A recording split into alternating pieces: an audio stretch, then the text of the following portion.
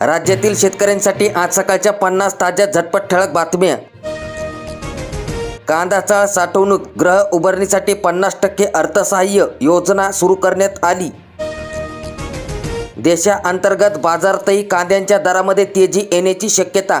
कांद्याच्या निर्यातीला मोठी चालना। कांदा उत्पादक शेतकऱ्यांच्या अपेक्षा उंचावल्या। बांगलादेश कांदा निर्यात टनामध्ये बघू शकतात भाव। भाज्यांचे दर अद्यापही प्रति किलो 50 ते 70 रुपयांवर। डिसेंबरमध्येही बहुतांश भाज्यांचे दर कडाडलेलेच। पुढील आठवड्यात दर कमी होण्याची शक्यता। अपात्र लाडक्या बहिणीकडून पैसे वसूल होणार। महिला व बाल कल्याण विभागाला यादी प्राप्त। खुल्या बाजारामध्ये कापसाला कमी भाव। खरेदी केंद्राकडे वाढला कल। ऑनलाईन नोंदणी करूनच आणावा लागतोय विक्रीला। मोफत रेतीसाठी म्हणजेच की मोफत वाळूसाठी घरकुल लाभार्थ्यांना मोजावे लागतात 2,500 रुपये। थेट रेती घाटातूनच रेती वाटप करा। लाभार्थ्यांना याचा फटका बसतोय। रेती घाट निश्चित करून तेथूनच रेती उपलब्ध करून देण्याची मागणी आता होत आहे। तुरीवर अळींचा प्रादुर्भाव। शेतकरी चिंताग्रस्त। यंदा तुरीच्या उत्पादनात घट होण्याची शक्यता। बिबट्यांच्या हल्ल्यामध्ये जीव गमावला। भरपाईसह सरकारी नोकरी देखील मिळणार आणि 25 लाखांची मृतांच्या वारसांना मदत देखील दिली जाणार। राज्य सरकारची मोठी घोषणा। जिल्ह्याची अंतिम पैसेवारी 47.81 पैसे। दुष्काळी स्थितीवर झाले शिक्कामोर्तब।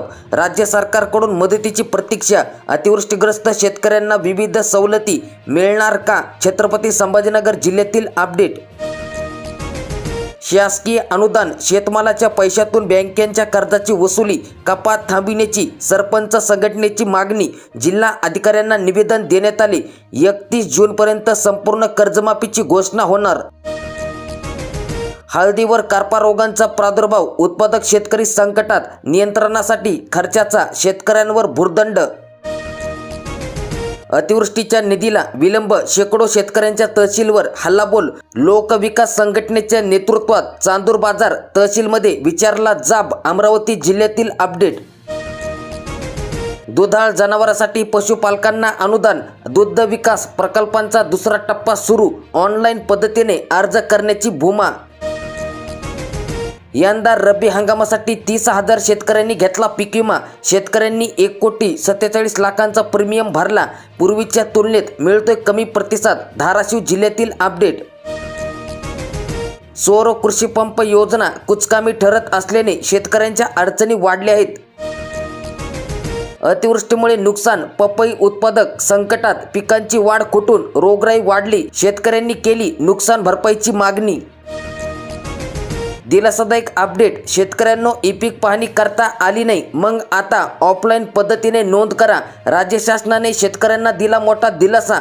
विशेष समिती गठीत करण्याचे आदेश देण्यात आले। थंडीचा कडाका वाढला। बागायतदार सुकावले। आंबा पिकांसाठी पोषक वातावरण। उत्पादन खर्चाच्या अधिक भाव देण्याची मागणी। कृषी उत्पन्न बाजार समितीमध्ये धरणे आंदोलन करण्यात आले। यवतमाळ जिल्ह्यातील अपडेट। प्रमुख शेतमालाच्या दरामध्ये चढउतार। सोयाबीन सीड्सला कमाल 5,175चा दर तर सीड्सची आवक घटली आहे। साधे सोयाबीन स्थिर। तुरीला प्रति क्विंटल 7,085 रुपयाचा भाव।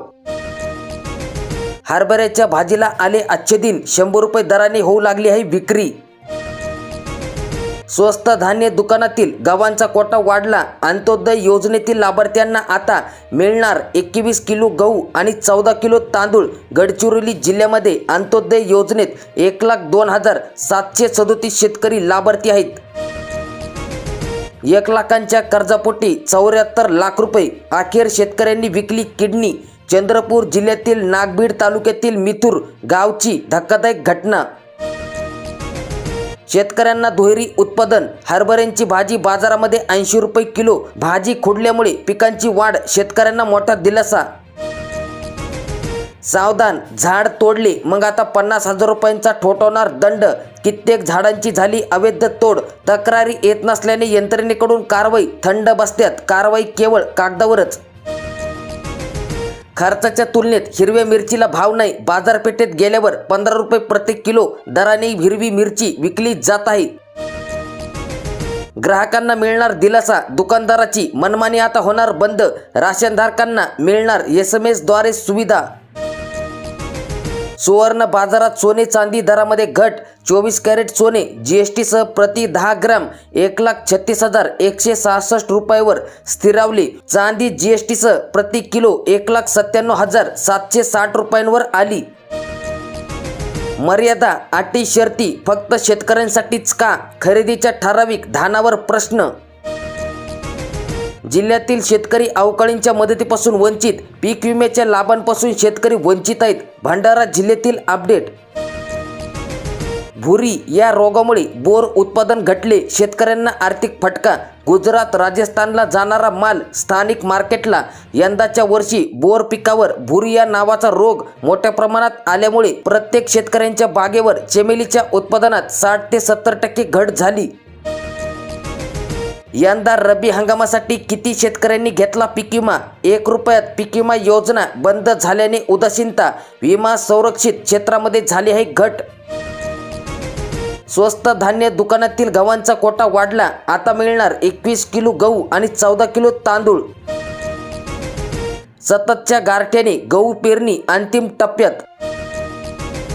लाडक्या बहिणींना eKYC साठी 31 डिसेंबरची शेवटची हेडलाईन देण्यात आली.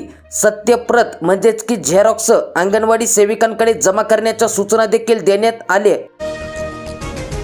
43,000 शेतकऱ्यांची 40.67 कोटींची मदत eKYCने रखडली. eKYC अभावी मदतीस विलंब, तात्काळ प्रक्रिया करण्याचे जिल्हा प्रशासनाचे आवाहन. अमरावती जिल्ह्यातील अपडेट आहे. घरामध्ये आता गोडधोड होणार. राशनमध्ये पुन्हा मिळणार आता साखर. अंत्योदय कार्डधारकांना पुन्हा स्वस्त साखरेचा पुरवठा करण्याचे निर्णय. अखेर शेतकऱ्यांची बँकेतील होल्ड खाते सुरू करण्यात आले. चंद्रपूर जिल्ह्यातील अपडेट आहे. eKYC केल्यानंतरच शेतकऱ्यांना अनुदान मिळेल. तहसीलदार वनवाड यांची माहिती. छत्रपती संभाजीनगर जिल्ह्यातील अपडेट. पैसे भरून पिकाचा विमा काढला. भरपाईचा रुपया देखील नाही मिळाला. निकष बदलल्याने फटका बसला. सरासरीपेक्षा अधिक पाऊस झाल्याने खरीपांचे अतोनात मोठे नुकसान. शेतात काम करताना मृत्यू, अपंगत्व झाल्यास महाडीबीटीमुळे तात्काळ शेतकऱ्यांच्या खात्यातच अनुदान जमा होणार, मदत जमा होणार. गोपीनाथ मुंडे शेतकरी अपघात सुरक्षा सानुग्रह अनुदान योजना. कपाशीवर लाल्या, तुरीवर आळी तर हरभऱ्यावर मर रोग. कृषी विभागाकडून उपाययोजनांची गरज. शेतकऱ्यांचा उत्पादन खर्च देखील वाढला आहे. घरकुल पूर्ण झाल्यावर सौर ऊर्जा बसवा. 60% अनुदान मिळवा. CEOच्या अधिकारी महावितरणाला सूचना देण्यात आल्या. गॅस सिलेंडर 1000 रुपयांच्या पार. गोरगरिबांसाठी चुलच आधार. शेतकऱ्यांनी eKYC करावी. जिल्हा अधिकारी आशिष एरेकर यांची माहिती. 31 डिसेंबर नंतर देखील मुदत वाढण्याचा धोका. कपाशीवर आयात शुल्क निर्णयाचा शेतकऱ्यांना फटका. यंदा रब्बीसाठी किती शेतकऱ्यांनी घेतला पीक विमा? 6 पिकांचा पीक विमा योजनेत समावेश करण्यात आला आहे.